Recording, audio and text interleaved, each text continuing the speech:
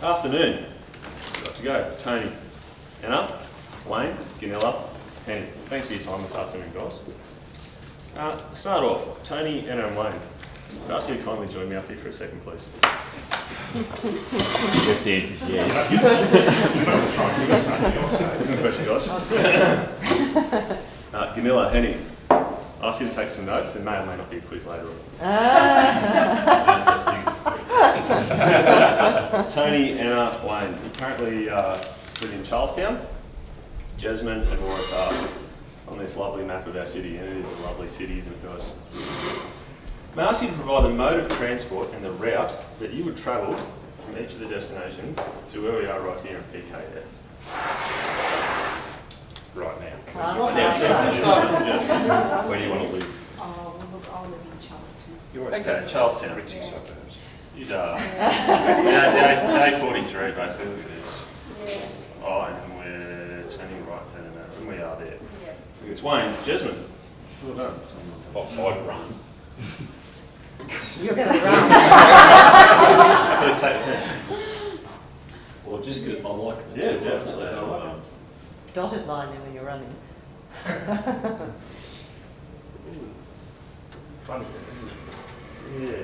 No, I just it's just on the road. Bit forward driving. Tony Waratah, as if you will. Actually, it's Torres Hill Heights. Lake State.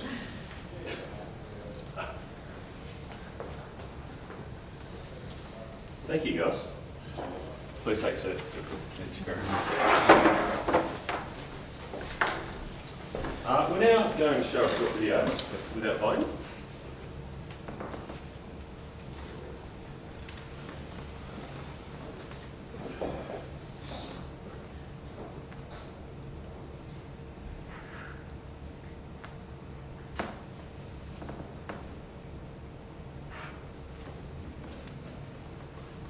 It's a musical backing to this, is it? It's actually Foo Fighters Evermore. Okay. So you can picture that. Yeah. very inspirational. You're the music buff, though.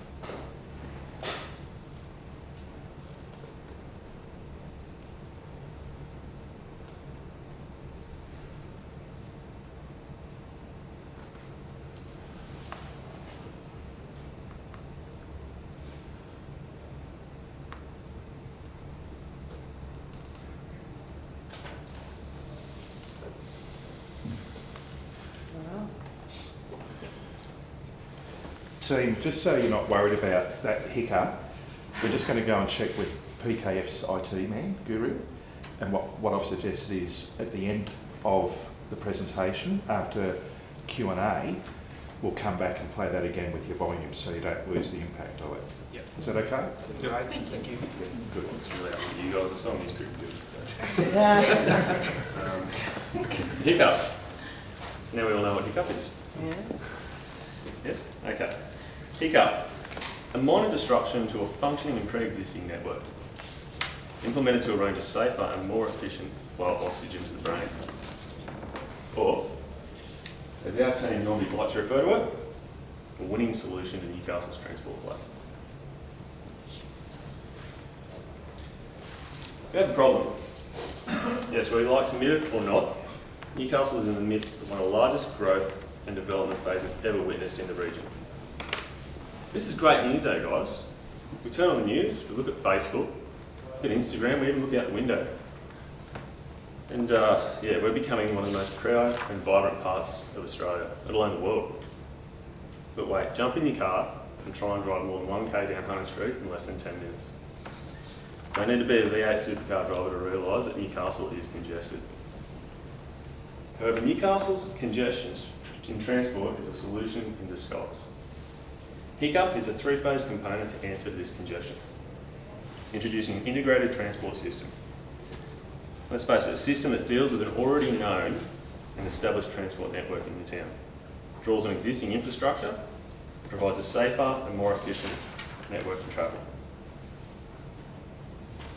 We have operational modes of transport in Newcastle, we have existing roads, and we have communication systems. Implementing an integrated transport system that draws on real-time data to improve the efficiency and travel in Newcastle doesn't require billions of funding, it doesn't require new infrastructure, and it doesn't reinvent the wheel. Jamie's going to talk through the history of transport in Newcastle and where we are today.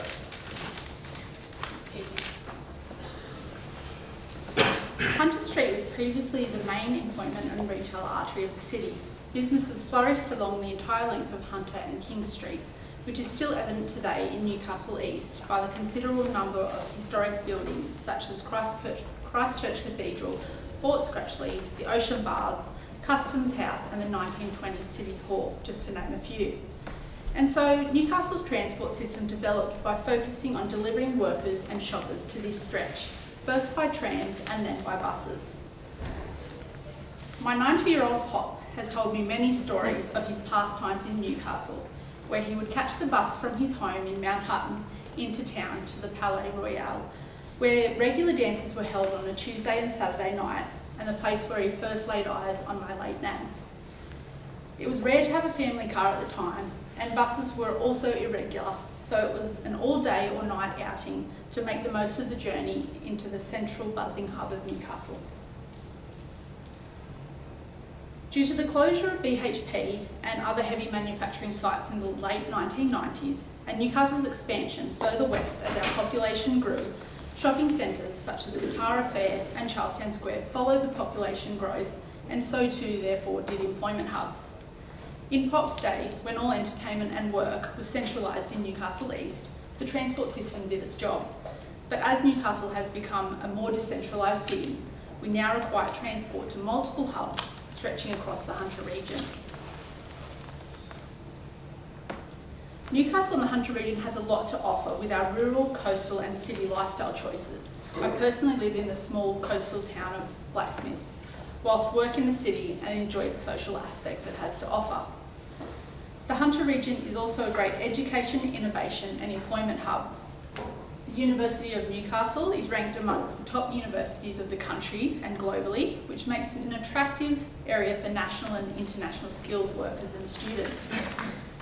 Newcastle also has a mature business culture with strong technical and professional services to support existing and new businesses moving into the region.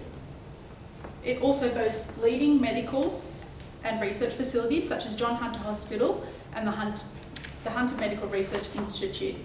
It is all of these factors that make Newcastle an ideal region for economic growth and to compensate for the downturn in our once booming mining industry.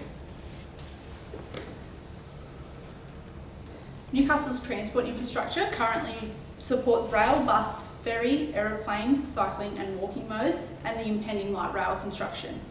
However, Newcastle's public transport modes are currently underutilised due to mismatched timetables as a result of multiple transport services operating independently and poor cross-city connectivity. It is often easier to drive our private vehicles to get where we want to go in the most efficient and effective way. Newcastle does have existing transport and building infrastructure to support our growing economy, but we are missing the connectivity between employment and education areas. Newcastle is also connected to Sydney via the M1 Civic Motorway, train and coach connection, and the Hunter Valley through the new Hunter Expressway. Newcastle Airport is a major transport service for both domestic and international travellers, handling over 1 million passengers each year, which is on the rise as the airport continues its stages of development. We have already experienced a 59% growth in domestic and international business travellers in the Hunter from June 14 to June 15, and recently developed the potential for connectivity to global centres, such as international flights to and from New Zealand. Further developments to the airport will allow us to operate on a global scale, but without the levels of congestion that larger cities have, which makes Newcastle and the Hunter region a great test bed for transport infrastructure and supporting smart technology. I'll now hand over to Rob, who will discuss the challenges and opportunities in our current system. Thanks, Jamie. Good afternoon, judges. My part of the presentation today will look at the challenges and opportunities for Newcastle's transport system. As Jamie discussed, Newcastle's transport system is city-focused, whereby it is very difficult to access key educational and employment sites without first taking the first leg into the CBD. This has led to a culture that relies heavily on private vehicle use and underutilisation of public transport. The incoming single public transport operator, to be announced in December this year, will provide the opportunity to update public transport routes and scheduling for cross-city connections.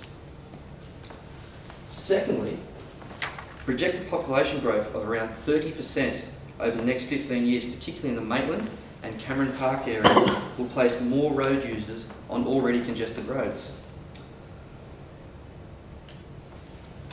The cost of congestion in Australia is currently estimated at $16.5 billion per year, with Newcastle's share of that being over 400 million. With the projected population growth, this will increase to over 600 million annually in 15 years' time. Given Newcastle's challenges of heavy personal vehicle use, existing congestion and the projected population growth, we have a responsibility to get smart about transport. Let's have a look at how journeys are currently planned today. Currently, when someone decides to make a journey, the decision is made by the individual based on habit or perhaps with the assistance of an app, such as Google. This decision is made in isolation without knowledge of the other journeys that are currently being undertaken by other users in the network. And the final destination is only known by the individual.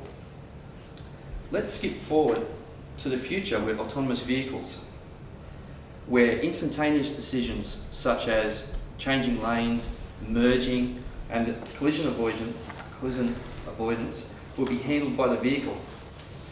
But the question is, how is the actual route chosen? The fundamental differences to note with autonomous vehicles are firstly, that the destination must be provided to the vehicle prior to the commencement of the trip, and that the vehicle itself is route agnostic. Similar to how air traffic control manages airspace for safety, a centrally managed transport system will know all of the destinations of all of the individual journeys. With this information, there is the opportunity to assign the most efficient and effective route for each of the journeys, for each of the users, so that the entire network is optimised. By knowing all planned journeys, the central management system can distribute the loads across each road and each transport mode based on their capacity, so that congestion is reduced and that all sectors of the network are fully utilised. This will reduce travel times for everyone using the network and directly save money by either delaying or hopefully avoiding capital works infrastructure projects. The benefits of a future autonomous vehicle network are there, but what if we could do that right now? Introducing Hiccup, our centrally managed transport system that leverages Newcastle's smart city infrastructure, the incoming single transport network operator, Auton, and the Hunter Innovation Project. I'd like to now pass to Ian, who will go into more detail about Hiccup. Thanks, Rob. As Rob discussed, the future of autonomous vehicles in the city of Newcastle is a quantum leap from where we are today in our current transport system. Hiccup provides a more measured and manageable link by creating efficiencies of the current transport resources and brings the benefits of autonomous vehicles to the current day.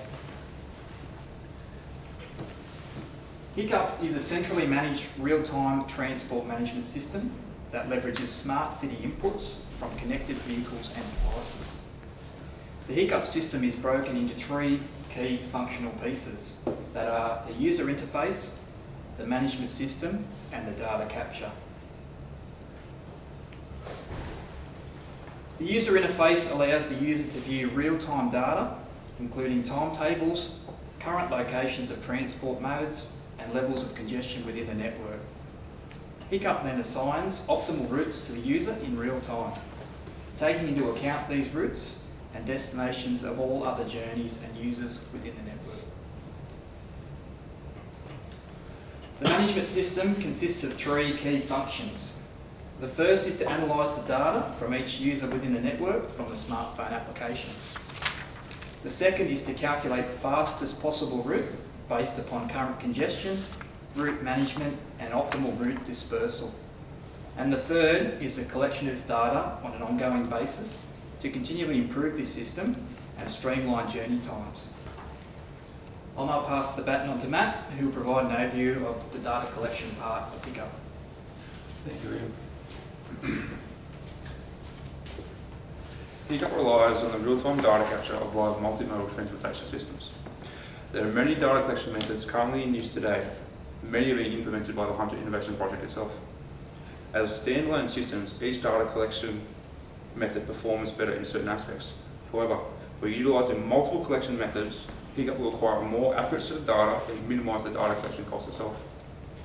From the advances in wireless communication technology over the past decade, such as mobile phones and GPS-enabled devices, these have paved the way for easy, non-intrusive data collection. Of the 7 detailed collection methods shown here, the main methods to be used by Hiccup will be a combination of CCTV, GPS systems, GSM systems, and an Opal card. In itself, Hiccup can operate as a standalone system. However, by implementing additional supporting infrastructure, we would see significant improvement gains in its effectiveness. The following is just a few of these. New public transportation routes and schedules based on the data collected by Hiccup, resulting in improved connectivity across Newcastle itself. The introduction of more priority bus lanes and signals along the major transportation routes of Newcastle will allow Hiccup to effectively prioritise bus and microbus transportation modes. The location of these can be based off the data collected by Hiccup. And thirdly, the addition of smart technology on Newcastle's Artura road system would allow for more capacity on the road network, while enabling Hiccup to more effectively control road-based traffic. An example of smart technology is electronic lane management, which are electronically managed tidal lanes similar to what is currently used today on the Sydney Harbour Bridge. Other examples include smart technology that provides live information to the user, such as parking sensors that will be able to show where available car spaces are in the current location. Both Rob and Jamie listed Newcastle's issues earlier. We believe that Hiccup will deliver the following benefits: improving connectivity across the Newcastle region, facilitating seamless connections between multimodal transportation systems, optimising the current infrastructure and government spending throughout Newcastle, reducing congestion and emissions, improving safety, productivity and transport sustainability, personal health, and also improving the equitable access to infrastructure. I'll now hand over to Viv to talk about the implementation process.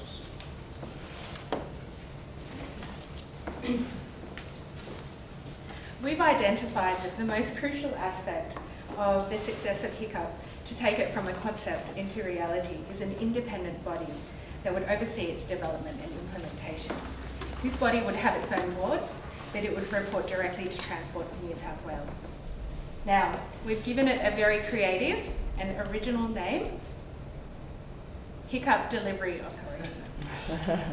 Now, we've come up with a list of responsibilities that we think Hiccup Delivery Authority should be responsible for. I'm going to talk about a few of these in a bit more detail. So as you may have noticed through our slides, we've been talking a lot about integration with local initiatives. Without this would be a solution that could be applied anywhere. But we've identified that Hiccup needs to integrate with a single transport operator that's going to be announced later this year.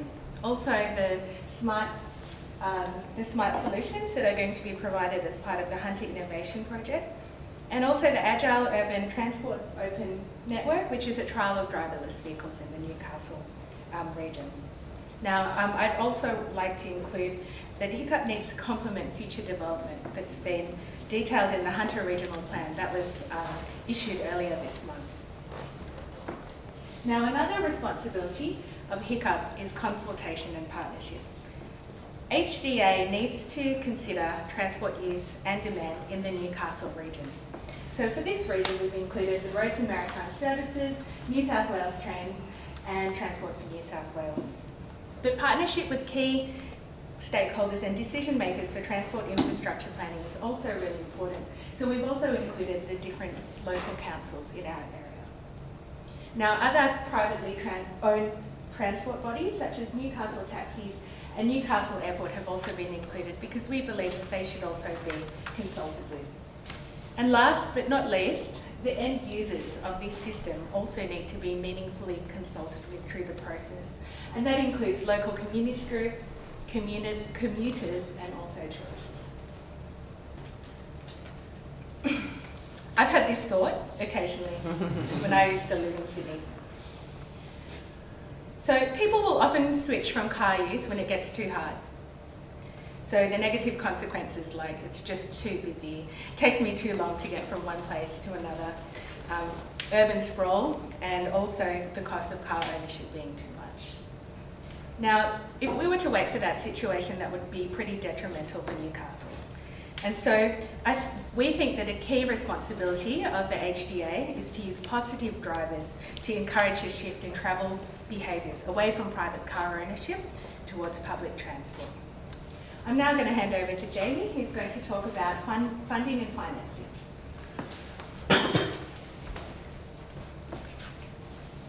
So HICCUP doesn't look to reinvent where solutions already exist around the world. Rather, it draws on these existing solutions to enhance for the benefit of the Hunter region. We have identified trials around the world that HICCUP can draw from.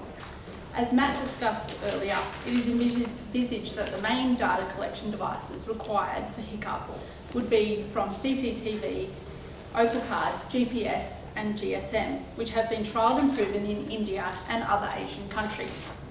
And Viv also touched on the local initiatives of the Hunter Innovation Project and the Auton project that HICCUP will leverage off and complement. So we are being smart about what we already have.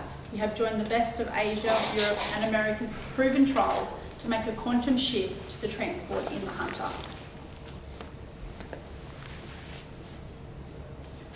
As a result, we estimate the upfront funding required to implement HICCUP is $25 million over 3 years, with key spend on network computer and associated hardware, supporting infrastructure and project management. To put this in perspective, this is the cost to construct 2 roundabouts. We reviewed the concessional loan structure that the Australian government provided for the WestConnex project, which included longer term loans, lower interest rates, deferred repayments and lower fees, which could be used to fund HICCUP's implementation. We also consider our project eligible for the Smart City Plan's innovative funding by the Infrastructure Financing Unit, as HICCUP uses smart technology to improve the Hunter's transport system. However, we believe the cost of implementation can be recovered in a relatively short period of time and actually provide savings to the government by reducing congestion costs, which HICCUP aims to achieve through an efficient transport system. Rob discussed the astronomical cost of congestion of $16.5 billion each year in Australia, which is only projected to rise. The Hunter region's share of the avoidable congestion cost is approximately $400 million each year. Not all congestion costs can be eliminated, but even a small reduction in the Hunter region's congestion could repay the estimated implementation cost. As HICCUP also aims to redirect and prioritise traffic as appropriate, it also has the potential to reduce unnecessary government expenditure on capital investments in the Hunter region to ensure smart and informed decisions are made. I'll now hand over to Keegan to wrap up. Thanks, Jen.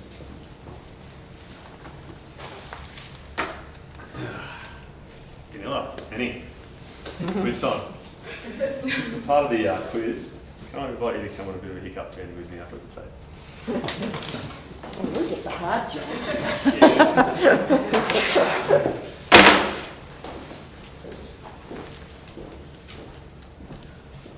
Okay.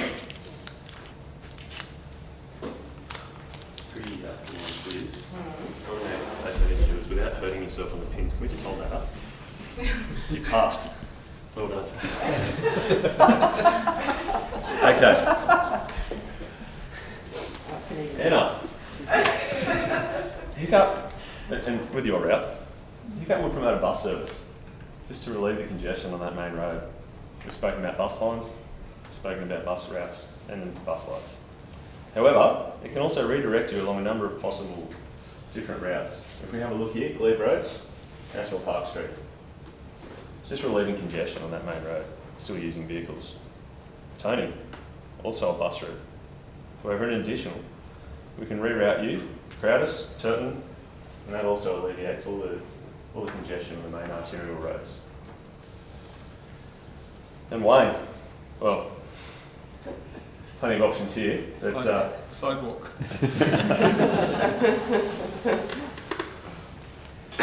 let's look at a train, shall we? Straight in here, Waratah Station, and there's bus services that run straight into PKF. Vehicles also need to be used on rainy days when we're running late, so down through Industrial Drive. I'm not saying it solves it, but look at this. There's congestion and it's eased by using vehicles and trains and getting off that main arterial road. Thanks guys, that was a good presentation. Done. I think I passed. So Ganilla, does this solution require aggressive and extensive policy changes? Does it require new infrastructure? No, we're already dealing with existing government infrastructure. This can be upgraded and funded without third party and private pitches to investors. Henny, does it provide less stress on the rail lines in and out of Port Waratah? Of course it does. Tailoring the transport needs for a passenger-only basis rather than compulsory routes, and it's improving business in international and coal services. Guys, Hiccup. Hiccup is the answer to Newcastle's transport. It's cheap, we know this. It's an integrated transport system. It's a proven business model. It's not just an application, that's just the face of it. And it leverages off current infrastructure, which increases the efficiency and safety in our current network, and allows Newcastle to become a 30-minute city. 30-minute city. What does this mean for you guys and your families? Well, it's more time sailing, surfing, soccer, whatever. Less time in transit, increased international business exposure. It's a safe and reliable platform for our children and the future generations of Newcastle. Thank you. Well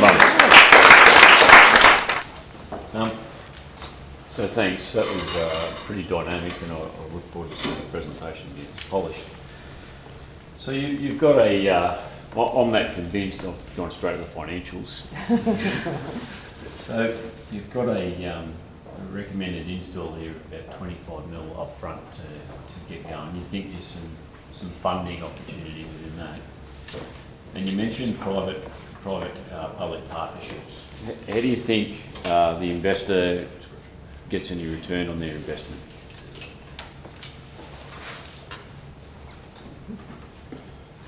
Well, basically, we mentioned private partnerships, private-public. That's the security. That's the security.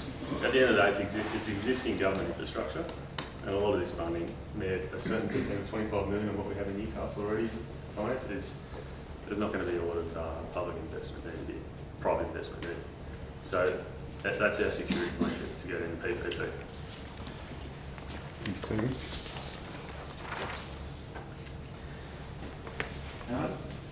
You can. Some of what you're talking about already exists in other formats, things like Traffic Management Centre in Sydney. There is a similar sort of facility being set up north for the new tunnel at St. Helena Tunnel. And to be quite frank, that sort of facility is looking for work. Why do you think an independent body or an independent facility for Newcastle or the Hunter, and a separate board is required over leveraging off the benefits and the data and the technology that those offer, because the transport system across New South Wales at the moment is managed from all of those sorts of sources already. We believe that as this is fairly dynamic technology, we believe that Newcastle is the perfect size where we can have the local knowledge and the local access, where a board based locally can see the benefits of being able to manage the local product. I do agree that as the technology matures, that it is scalable and it's something that can be moved beyond Newcastle. So it could be moved not just on a city-based model, but also a state or national-based model. You don't think things like, because things like congestion management are done by distance now across the state, things like signalling and train timetabling and all that sort of stuff is done all over the place. You don't think that you can do that same sort of route selection by leveraging off existing technology and making savings in that, and then building on what is there now? No, we do agree with that. Yeah. I think it's more that the independent body, simply for Newcastle, is, we didn't really mention in our presentation that we believe that Newcastle is a good test bed. So it's good to test in this area, which requires an independent but local body in Newcastle to integrate with the local decision makers as well. So that's not to say that later on, like what Rob said, we would like this to be scalable, and later on it could be state-run. But at this early stage, we think that it should be local or regional. And I think if you look at having a local feel too, that gives you the ability to manipulate and make better decisions on the run and be more customised, I guess the challenge you've got is if it's run independently from another location, the ability to sort of respond to the demand can be a little bit delayed, I suppose. So we thought having someone based local gives you that ability to be able to make that fluid, make decisions more quickly, and the efficiencies then come on the back of that. You've also got all those different technologies, as you mentioned before, they're not all being run by one single aspect sort of thing, whereas this device itself will run them all together simultaneously. So looking at the network sprawl and spread of congestion throughout Newcastle itself, you're going to be able to utilise all the systems in one, whereas at the moment you have different systems and different structures running, say, just running the bus route, this one now running these sort of lines, but they're not talking to each other as to how they should operate together to alleviate the congestion on the road. Well, I guess that's actually why I asked the question about the integration, because there is discussions happening within transport about how to bring the systems together within existing facilities, because, I mean, you could, in theory, run it from India for all the It's about the visibility and the data that sits behind it. And that integration of systems, because we do have systems for buses, trains, ferries, light rail, everything, that the linkages between seem to be the bit that matters rather than the proximity, which was the basis of the question. Yep. I think the value proposition here is about the optimisation of the route concept, isn't it? And the integration is I suppose enabling in a way that optimisation. Optimisation problems are very, very difficult to solve. So the algorithms that you need. So I was interested. Somebody mentioned the air traffic idea, but of course that's 3D. So you got much more flexibility. Absolutely. In airspace. I think that's the challenge here, isn't it? But I mean, even more so, I know that there's obviously a challenge in the integration happening, but in the actual algorithms, have you had much thought in how that might? From a very basic sense, I'm not a network programmer, but I would like to I'd like to believe that at a very high level, if we could identify roads that aren't being used to their capacity, and then funnel transport down, so all roads are at each of their capacities rather than one being overly congested. So that's a very high level look at it, and as it develops, we can do obviously more work with algorithms and processing. As you know, computer programming power is getting a lot cheaper, so it's essentially a massive set of simultaneous equations. So it's a question of the size of the computer, really. yeah, But I'd also like to mention that hiccups also includes an encouragement away from individual car use. And so that will also help to reduce the congestion on the roads, because we're using infrastructure that we already have, like our rail system and bus system,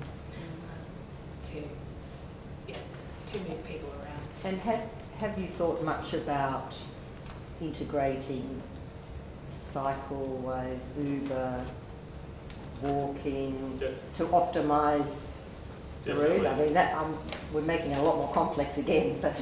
Oh, well, look, definitely. One of the biggest driving factors is obviously safety, and cycleways and walking. I mean, that's all part of a planning, urban planning, which is already happening in the central part of Newcastle. So Hiccup is drawing on what's already being done. I mean, there's cycleways being put in out there. There's walking paths already happening. So, not one to sit here and say that application will pull out and tell you to walk from here to there or ride a bike, but essentially, knowing that it's there, definitely. There's also, and just touching back as well, not just the algorithms and one route or another. It's just about alleviating the congestion. Essentially, it's not this road is not better than the other one, such as a quiz or a presentation. It's the congestion that was alleviated. A third. That's all it's really needed. Touching what Keegan said in terms of personnel walking and bike riding and so forth, there is technology in use, currently being trialled at other places around the world, with the fact that the GPS, the transfer of the GSM, your phone devices and so forth, allowing, of course you've got all these different styles of system with cars, your buses and so forth, all connected to one sort of system. They're going to be able to sense where the other ones are and so forth, therefore it's going to allow better safety around these sort of urban sprawls. So that allow for congestion and ensure that the personal health and so forth is a lot better. Assuming that you've got the Hiccup Authority up and running, you've sorted out the commercial model, you were talking about a PPP, weren't you, before? And security blanket. Yeah. Assuming you've got all that in place, what's your time frame for implementation? We had 2 years Yeah. in our... Oh, sorry, it was 3 years.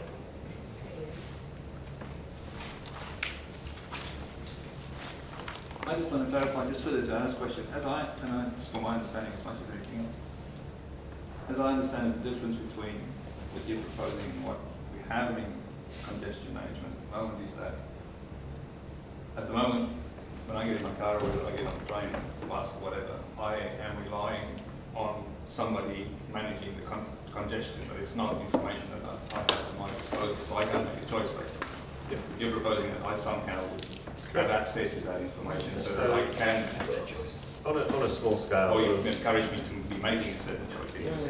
Correct. On a small scale of Newcastle, there is congestion management on a larger scale. But does it have a memory of Newcastle? Does it have a memory of your route? Get in your car and then know that A to B. No, it doesn't. So that's essentially what we're differing. Yeah. we feel autonomous vehicles will do this in the future, and this model will move towards that. Yeah, well, the benefit is that they don't have subjective preferences. Exactly. But Hiccup is the opportunity to do that now and gain those benefits now. Well, that's very good. Anybody else got any other questions? So I like the 30-minute city punchline. Did you have any measures in mind? Measures? Yeah, that give some indicators of how you're actually going toward this 30-minute city target? We're currently sitting at around 55-minute city. So with something such as this and the small amount of mathematical calculations that we've made for reducing, and I'm only referring here honestly to the 3 equations that we've done over here.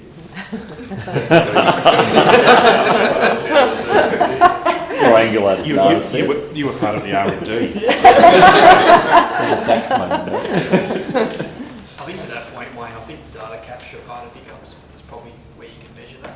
You can set some KPIs up against that data. So it should be able to log every journey that's made across the city, and then you should be able to map how many journeys were done in a week, a month, a year, what was the average time to commute between those journeys, and you should be able to project or graph Thanks. that 55 minutes down to 30 and how it travelled. That's good. Thank you. And I think that's a validation of your system as well. Well, thanks very much. We can see the updated technology that they've used on this presentation. So, very good. Well done. Well done.